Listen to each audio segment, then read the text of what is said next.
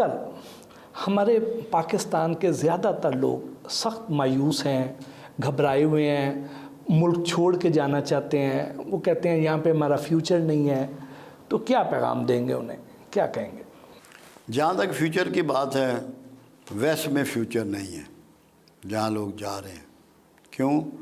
ان کے سائنسدانوں سے پوچھ لو، انہوں نے 2032 کی پیشن گوئیاں کی ہوئی ہیں ان کے سائنسدانوں نے، نجومیوں نے نہیں، کہ سمندر جو ہیں وہ چڑھ دوڑیں گے جو ان سمندروں کے کنارے ممالک ہیں ان پہ، اور انہیں تباہ و برباد کر دیں گے۔ دوسری چیز، چائنا جب سے آیا مارکیٹ میں، کیونکہ یورپ کی ساری ترقی اور کامیابی انڈسٹری سے تھی، ایگریکلچر سے یا منرل سے نہیں تھی، یا تھوڑی بہت فشنگ تھی۔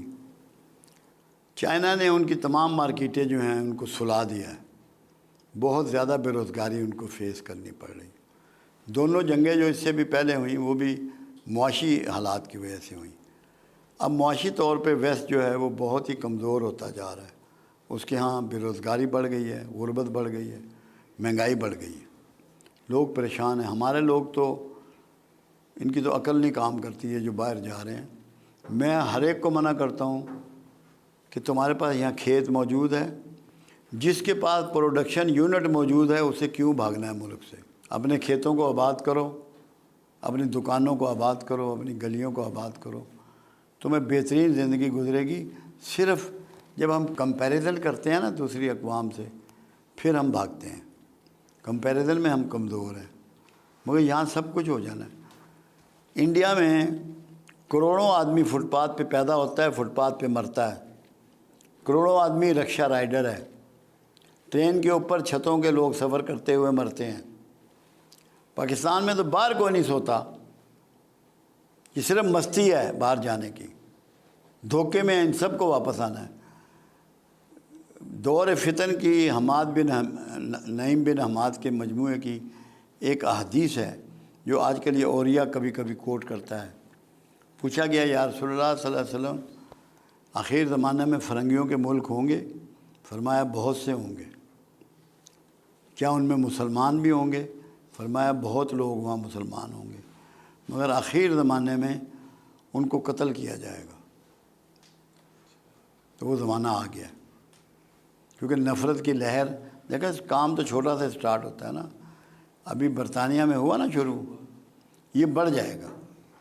وہ جو خاکے بناتے ہیں وہ بھی اسی لیے بناتے ہیں، آپ کو ٹیسٹ کرتے ہیں کہ آپ میں غیرت کتنی رہ گئی ہے، سو گئی ہے یا جاگتے ہو۔ تو یہ تو کامیاب تو آپ کا خطہ ہونا ہے۔ کیوں؟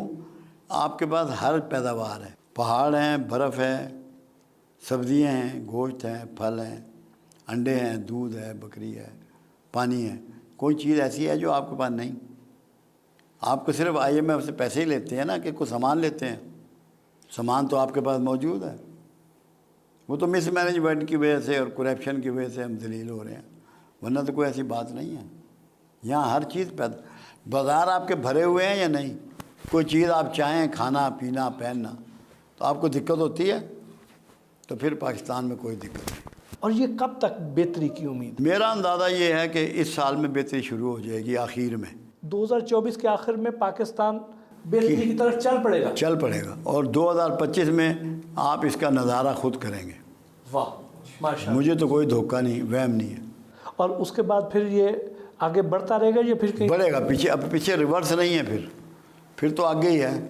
واہ، یہ تو آپ نے بڑی اچھی امید دی۔ نہیں بالکل، مجھے کوئی ڈاؤٹ نہیں اس بارے میں، کیونکہ وجہ یہ ہے نا، کچھ ایسے اللہ بندے دے دے گا، ایک ہی بندہ چاہیے ہوتا ہے۔ عمر مل گیا تھا نا امت کو، مل گیا، عمر فاروق رضی اللہ تعالیٰ عنہ، تو نقشہ بدل دیا امت کا، یا ان تمام اصحاب رسول نے جن کو چانس ملا۔ بہت جلدی کوئی پازیٹیو چینج آنے والی ہے، آپ دیکھ رہے ہیں؟ ہاں میں تو دیکھ رہا ہوں، اور میرا یقین ہے۔ ایک بار آپ نے کہا تھا کہ حقدار کو بھی حق دو، ہائے ہائے، اور اس کو یہ بھی دو، ابن ماجہ کی حدیث ہے، اور اس کو بھی دو جو حقدار نہیں ہے۔ ابن ماجہ کی حدیث ہے، کیونکہ وہ ہوا یہ، میں دکان پہ بیٹھا تھا تو ایک بوڑھا آیا، تو میں نے لڑکے سے کہا کہ اس کو 100 روپے دیا۔ وہ دینے گیا، واپس آ گیا پیسے لے کے۔ میں کہا بھائی تو پیسے کیوں لے آیا؟ کہتا میں اس کو جانتا ہوں، یہ حقدار نہیں ہے۔ میں نے کہا تو پہلے تو پیسے دے کے آنا۔ پھر ابن ماجہ کی حدیث میں نے اسے بتائی کہ حقدار کو بھی دو، نا حقدار کو بھی دو۔ اصحاب رسول نے پوچھا حقدار کا دینا تو سمجھ میں آ گیا، نا حقدار کا۔ فرمایا جو تمہیں ناحق مل رہا ہے یہ بند نہ ہو جائے۔ ہم کون سا حق اللہ کا پورا کر رہے ہیں جس پہ ہمیں موجیں مل رہی ہیں، گاڑیاں، کھانے پینے، بنگلے، کوٹھیے۔ یہ جو ہمیں روڈ سائڈ پر اشارے پر ہمیں جو عام بھکاری نظر آتے ہیں، یہ بھی جواب دوں آپ کو، بھکاریوں کو ختم کرنا اسٹیٹ کی رسپانسبلٹی ہے، آپ کی نہیں۔ کیوں؟ قرآن یہ کہتا ہے مانگنے والے کو بھی دے، نہ مانگنے والے کو بھی دے، دکھا کر بھی دے، چھپا کر بھی دے۔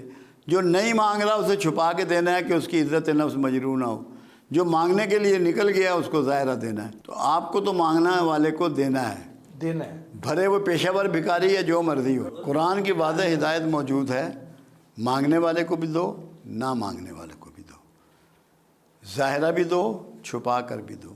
قرآن نے یہ سمجھایا کہ جو مانگ رہا ہے، جس کو اپنی عزت نفس کا خیال نہیں ہے، اسے ظاہرہ دو، اور جو نہیں مانگ رہا، عزت نفس چھپائے بیٹھا ہے، اسے پردے سے دو۔ آپ بھکاریوں کی بات کر رہے ہیں، آپ کے اوپر ڈیوٹی ہے قرآن کی روح سے کہ آپ مانگنے والے کو دیں گے، چاہے وہ پیشہ ور بھکاری ہے، چاہے سچا بھکاری ہے، چاہے جھوٹا بھکاری ہے۔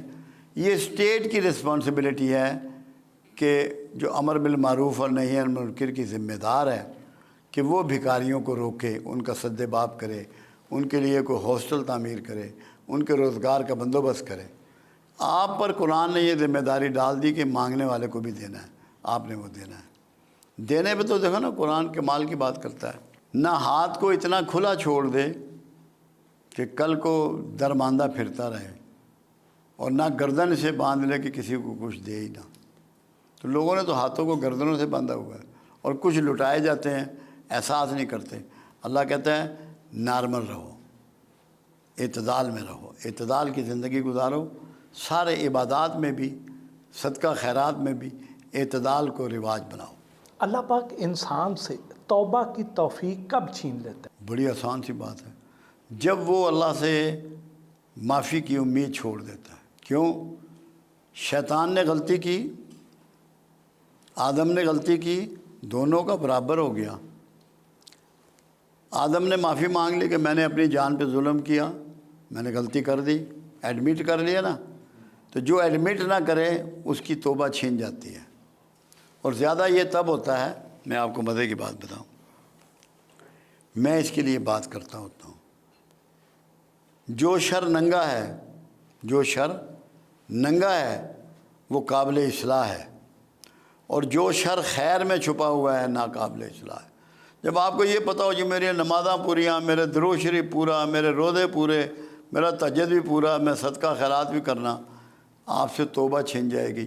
جس سے توبہ چھن گئی اس سے اعزاز چھن گیا۔ جو نیکی کے کبر میں مبتلا ہوتا ہے تب توبہ چھن جاتی ہے۔ آپ کبر کے درجے بھی بتاتے ہیں۔ درجے تو بے شمار ہیں کبر کے، کہیں سے بھی شروع، پہلے تو نسب سے شروع ہوتا ہے کہ میں راجا تو کمی ہے، یہ آ گیا کبر، شیطان آ کے کھڑا ہو گیا۔ سب سے اوپر نیکی کا گمان، پھر نسب کا، پھر علم کا، پھر ہنر کا، پھر پیسے کا، پھر پوزیشن کا، یہ سارے کبر ہے۔ نیکی کا کبر سب سے خوفناک ہے، اور نسب کا۔ دو اتنے بڑے کبر ہیں جس میں معافی نہیں ہے۔ آپ ہمیشہ زور دیتے ہیں کہ انسان کو جو لاحق امراض ہیں ان میں سے 80% کا تعلق انسان کی ذہنی اور نفسیاتی مسائل کے ساتھ ہے۔ میرا خیال ہے اس سے زیادہ، کیونکہ دو چیزیں ہیں۔ قرآن یہ کہہ رہا ہے بیمار تو اپنی غلطیوں سے ہوتا ہے، شفا میں دیتا ہوں۔ اگر یہ بات قرآن نہ کہتا تو پھر میں یہ نہ کہتا۔ قرآن کہتا ہے کہ اپنی غلطیوں سے تو بیمار پڑتا ہے اور شفا میں دیتا ہوں۔ بیماری کے میجر سورس وہ ہیں جو انٹیک کے سورس ہیں، ناک ہے، کان ہے، منہ ہے، گلا ہے، آنکھیں ہیں۔ اگر آپ ان کو جو قرآن نے استعمال ان کا بتایا ہے، وضو کرنے کا طریقہ، اٹھنے کا طریقہ، نہانے کا طریقہ، کھانے کا طریقہ، کتنا کھانا ہے، کب کھانا ہے، یہ سارے شعور جو دیے ہیں، اگر اس کو آپ اپلائی کریں تو 99% چانسز یہ ہیں کہ آپ بیمار نہیں ہوں گے۔ اب میں بیمار ہوتا ہوں نا، میں نے اپنی جوانی میں بہت بے اعتدالی کی ہے کھانے پینے میں، ایکسرسائز نہیں کی جو کہ ایک لازمی جز ہے، یوگا سے بہتر ایکسرسائز آپ کو نماز کی شکل میں دے دی گئی ہے، جو ایکسرسائز جو ذہن اور جسم دونوں کو ڈیل کرتی ہے۔